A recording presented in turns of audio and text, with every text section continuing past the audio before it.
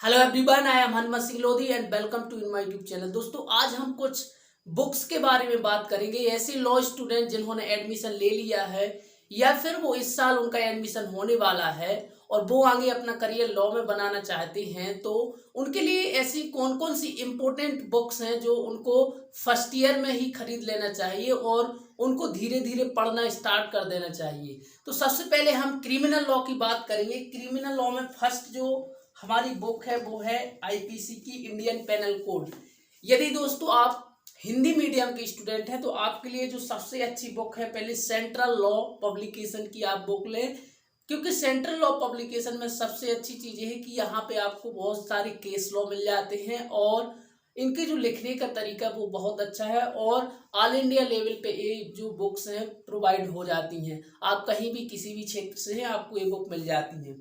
तो जो सबसे पहले यदि हम बात करें इंडियन पेनल कोड की, तो डॉक्टर बसंती लाल बावेल बेस्ट बुक है आपको समझने के लिए और ये हिंदी में बहुत अच्छी बुक है। आप देख सकते हैं लगभग ये लगभग 600-650 पेजों की बुक्स है।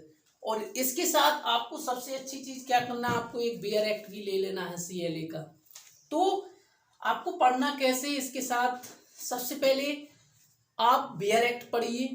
बेयर एक्ट में होता क्या है कि बेयर एक्ट बहुत ही शॉर्ट होता है। अगर बेयर एक्ट वैसा कि वैसा होता है जैसा कि पार्लियामेंट ने बनाया है और उसमें जो भी इम्प्लीमेंट जो पार्लियामेंट ने किए हैं वही इसमें दिए होते, लेकिन इसका जो इंटरप्रिटेशन अगर हमें पढ़ना है, हाई कोर्ट और सुप्रीम कोर्ट के जजमेंट पढ़ना है बहुत सारे, तो उसके लिए आप बुक का सहारा लें।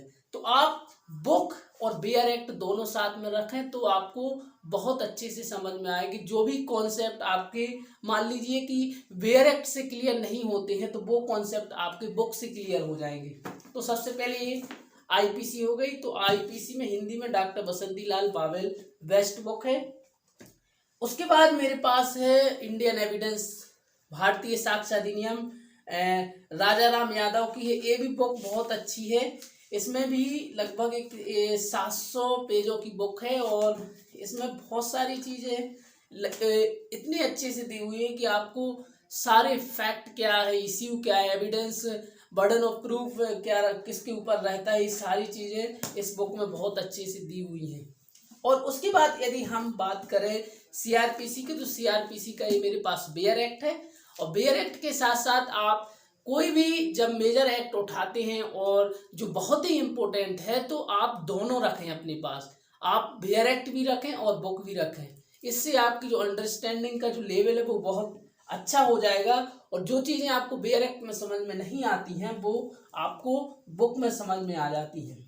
उसके बाद यदि हम हमारे सबसे इम्पोर्टेंट सब्जेक्ट की बात करें, द इंडियन कॉन्स्टिट्यूशन की, तो इंडियन कॉन्स्टिट्यूशन में आपके पास सबसे पहले तो आपका बेयर एक्ट होना चाहिए। और बेयर एक्ट में जो लैंग्वेज है इसकी बहुत कठिन लैंग्वेज है, इसलिए इस कठिन लैंग्वेज को समझने के लिए और ज़्यादा हमें केस लॉ पढ़ने के लिए एक सबसे फेमस बुक का नाम मैं आपको बता रहा हूँ, वो है डॉक्टर जय नारायण पांडे। ये जो हिंदी मीडियम की स्टूडेंट है ये बुक बहुत ही फेमस बुक है। आप हर स्टूडेंट को लगभग जब वो एडमिशन ले लेता है और कॉन्स्टिट्यूशनल लॉ पढ़ता है तो उसको इस बारे में इस बुक के बारे में पता होता है।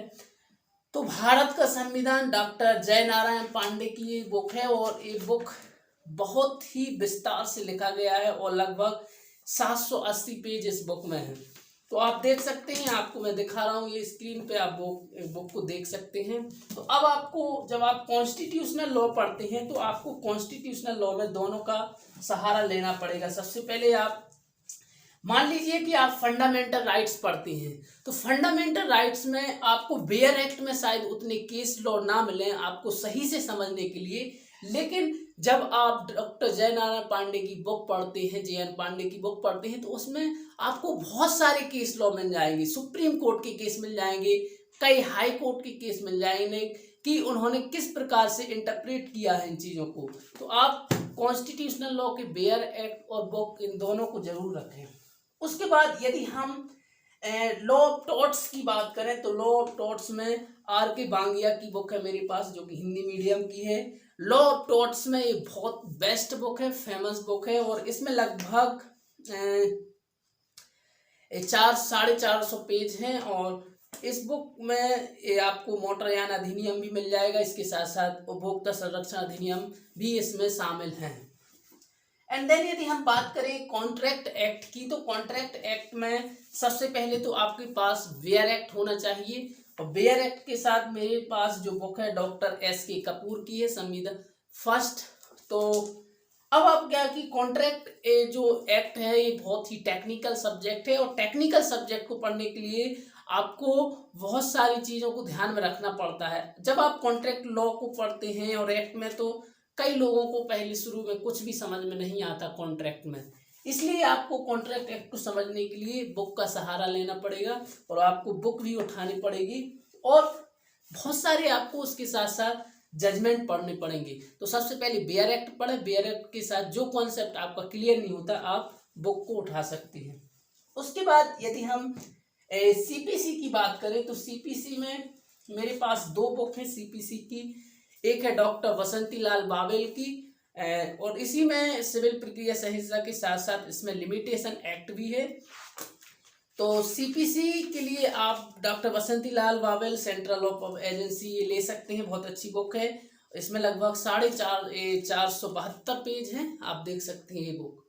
और अगर आपको नहीं मार्केट में ये मिलती है तो आप मेरा स्क्रीन पे और डिस्क्रिप्शन में मेरा नंबर है, आप बताएं तो मैं आपको भेज सकता हूँ पोस्ट ऑफिस के माध्यम से, स्पीड पोस्ट से। और दूसरी में जो बुक है मेरे पास CPC की वो है डॉक्टर राधा रमन गुप्ता की, ये भी अच्छी बुक है इसलिए मैंने इसको भी खरीद लिया था।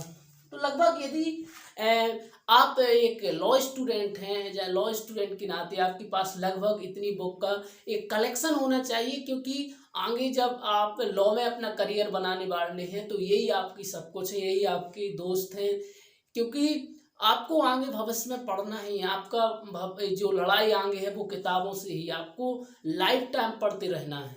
तो आपके पास कम से कम 8 से 10 ऐसी बुक होने चाहिए जो कि आप कंटिन्यू पढ़ सकें। और जो मैंने आपको बुक्स के नाम बताए हैं ये ऐसी बुक्स हैं जिनको आप 2 महीने 4 महीने में ख़त्म नहीं कर सकते, इनको आपको डेली कंटिन्यू पढ़ना पड़ेगा। लाइक जब आप कॉन्स्टिट्यूशनल लॉ को आप 6 महीने 1 महीने 5 महीने में ख़त्म नहीं कर सकते, आपको कंटिन्यू उसके सेक्शन पढ़ते रहना पड़ेगा। जो सुप्रीम कोर्ट के न्यू जजमेंट आते रहते हैं उनको पढ़ना पड़ेगा। तो आप इन बुक को परचेज जरूर कर लें और इनको डेली आप एक पैरा पढ़ सकते हैं, एक यूनिट्स जिसके छोटे यूनिट्स हैं वो भी आप पढ़ सकते हैं और आपको कंसिस्टेंसी बना के रखना है। So thank you very much everybody watching this video and stay connected.